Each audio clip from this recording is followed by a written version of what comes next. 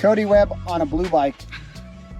Tell us what's going on. Yeah, I mean, we got a YZ 250X Bates platform, but you know, these bikes are kind of made for like GNCC style racing, but with hard enduro, you want quite a bit more bottom. Everyone's sold on the 300 market, and I felt like that was just fake news, the mainstream media trying to trick us into riding 300. So I specifically wanted to keep this bike at 250. Yamaha kind of honestly gave me the ability to kind of do whatever I want as long as it was still blue, kept their logos on there. So on this bike, I kind of have two different race bike builds. This one here obviously has the Fish Moto e-start, and that's paired with a battery here in the back. So I got the e-start button up here on the bars and fires right up. When I was doing testing, I didn't really have any issue with the cable clutch at all until I got in that last like 5% of extreme stuff where you're going up non-stop creek beds and rough rocks. I get to the top, obviously the clutch is going to heat up and the cable is going to be like right at your fingertips. So I get to the top, I couldn't really pivot. So on this bike, I have a Magura clutch because it can work in unison with the Fish Moto. My other bike, I actually have a Brembo clutch from Italy, and I'm pretty sure I'm the only person in North America that has that clutch. I got two of them now. That clutch actually works phenomenal. This one works good, just this very strange feel. I almost prefer the feel of the cable over this, but strange meaning it's like heavy feel, light feel? It's almost too light. I've never heard anyone say the clutch pull is too light, but the clutch pull is crazy on this paired with my Recluse manual clutch. I think they haven't launched it yet, but I think it's going to be called the Apex. But it's basically like the updated torque drive. So you can adjust the springs, but I have the same spring setup in the other bike, and this one is crazy butter feeling, but the feedback at your finger doesn't quite match what I'm used to. So I don't know what it's going to do. I can't get the right rider feedback I'm looking for. So this is a 9.5 mil diameter piston. I know Brembo makes a 9 mil and a 10 mil. On my bike, I have a 10 mil. So it's like really good feedback, strong clutch. So this is a 9.5. So something I need to mess with. This was honestly my first time actually riding this bike and put it to the test today. We built it all over the weekend, drove out here to California to meet you guys, and I started the bike in my driveway at 10 p.m., tested the clutch, made sure it worked, and off we loaded them up. So honestly, the rad valve was definitely a good improvement I had on the bike. You know, I was running the stock reeds. I even tried the V-Force reeds, and Boysen sent me their standard style rad valve and then like a new updated one that's kind of like a hard enduro specific. And I think they actually did a lot of the testing at one of the race locations we have in North Carolina. So I put that in, and right off the bat I saw like I actually had to change the jetting of the bike a little bit. Like I changed the characteristics of the power, and it felt like just a lot more right off the bat, which is really what I'm looking for. So I only got one of those. I'm waiting on a shipment of more to put in all the rest of my bikes. That will definitely be going on my race bike. Yeah, that's not hooked up right now, but that's basically my fan switch. So I have a total loss system, right? So I have to preserve my fan battery best I can in some of these hard enduros. So only when I need it, I'm gonna be turning it on. I had a whole call with the race department at Yamaha, and they told me what asked what my biggest concern was. And I told them right off the bat, overheating issues, because I overheated with the stock radiator cap right off the bat. And you know, obviously I own these bikes. I need to protect them best I can. So they actually helped mock up a fan. This is just one of their fans out of a 250 FX model. So I'm running a modded kit because the radiator is different on the X versus the FX.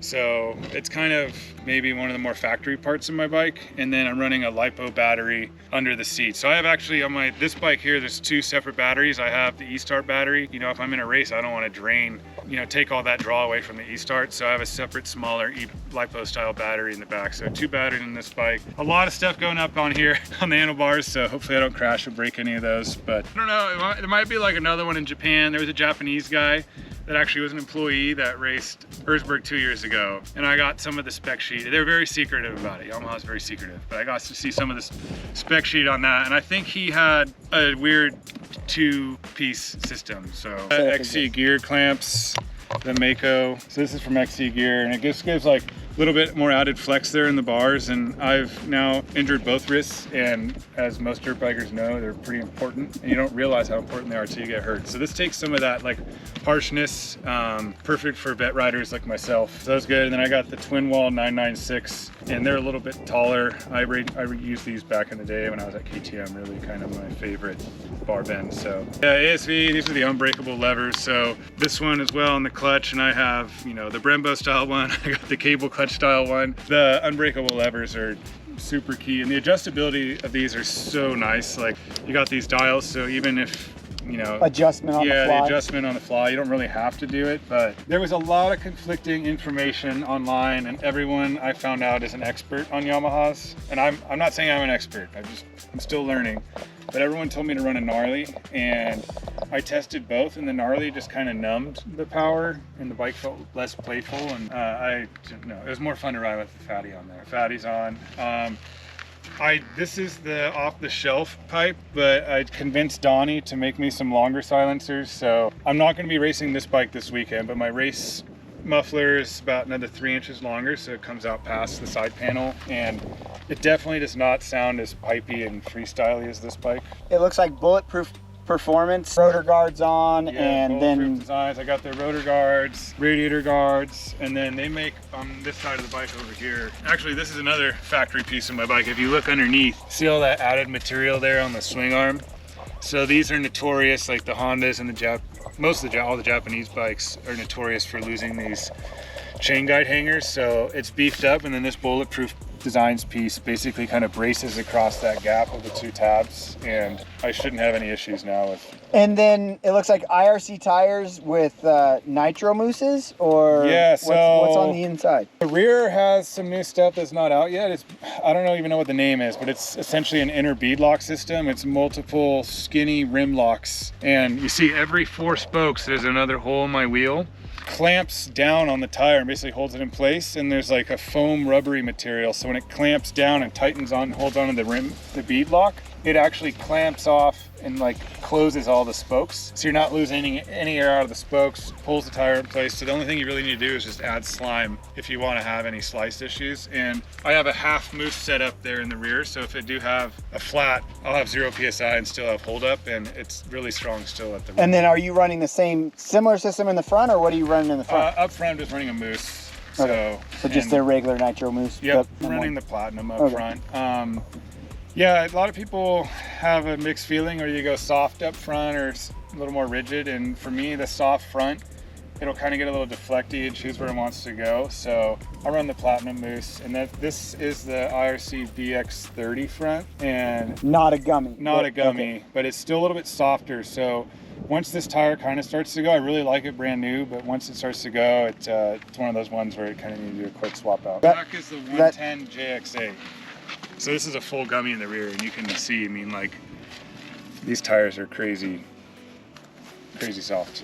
Doug built the wheels, and they're the Takasago Excel rim. It's not the A60, and it's got Han hubs, and I went magnesium colored because I thought it looked cool, and most people don't do that. Suspension is essentially Racetech. I was with Racetech at Sherco. We got some really good settings there at the end. Now Applied Technology is a Racetech dealer essentially near me, so we've actually gone testing twice now, whereas before Racetech was kind of hard. Since I wasn't in SoCal, we were shipping stuff back and forth. So now basically I got 2 experts on hand and myself to hopefully explain what I'm feeling, but so far I've been really happy with the performance of the suspension. And then the skid plate is SXS skid plate, so with full coverage all the way back. Yeah, it's got full coverage all the way back, and you got the linkage protector. It's probably the most beefy, solid setup for hard enduro. It's not the easiest to mount, but definitely the strongest and best lasting. This bike just feels a lot more playful than like a traditional European enduro bike. So what I've done is basically calmed it down a little bit and then gave it more bottom right off the bat. So closer and more similar to a European style bike, but it's still a lot more fun to ride. Like, I feel like if someone hopped on a KTM or got on my YZ setup bike like this, like, it's still gonna do all the same stuff, but they're gonna be getting off the bike and having, I'd say, a lot bigger smile, because I know I am. And there was definitely some tricks to getting it set up like that, but I think the biggest thing was going to a higher compression head, which was the 2-stroke performance head. I have the medium dome here at sea level, more or less, and then I did it's It's called hitless, and it's a power valve swap out. So you change like the cams and pulleys that the power valve normally opens and closes on. And it's way more linear of a power output. So it kind of actually gives you the power sooner versus that weird ramp that people are used to on the normal YZ, and it changes out the governor springs down as well. So specifically for a trail riding, hard enduro trail riding type. Yeah, and he has 2 different settings that you can change it out for. So I have the wood setting in, and then he's got a desert, more aggressive type setting. So for me, I talked to him multiple times on the phone, and I decided woods was probably my best bet. I don't want to be, I don't know. I mean, maybe the desert one would be better for me, but this came together 2 days ago. Yeah. January 26th, I think, is King of Motos. I got all the bikes and started building them December 13th. I don't even know, my YouTube's probably Cody Webb too. I don't even know what my YouTube is. But yeah, look up Cody Webb, Yamaha. Cody Webb YZ on YouTube. It'll definitely show up, and still working on more YouTube edits to catch up. But like even on other bike I'm gonna race at King of Motos, I'll be Kickstart Cody there. And that one, like I said, has the Brembo setup with a crazy, it's pretty wild system down there. But on these bikes, I'm also running, this bike I'm not running the GYTR flywheel weight because there's obviously additional weight already because of the E-Start. But my other bike with the Brembo, I have the GYTR flywheel weight, but I couldn't fit it. I tested it back with the stock flywheel weight, and I was like, so I still need some weight on there to kind of smooth it out a little bit. So I actually took it to my suspension guy at Applied Technology, and we're measuring and miking everything out and putting the stock or the GYTR flywheel weight on the lathe, removing material. So I've gone full factory setup just for a factory privateer, but I'm really happy with how these turned out and super proud of the work that myself and Adam put into these bikes. And yeah, so obviously I'm Rocky Mountain Yamaha. That's my official team name. It's the first time I said it. Sounds pretty good. So, I'm wearing MSR gear now,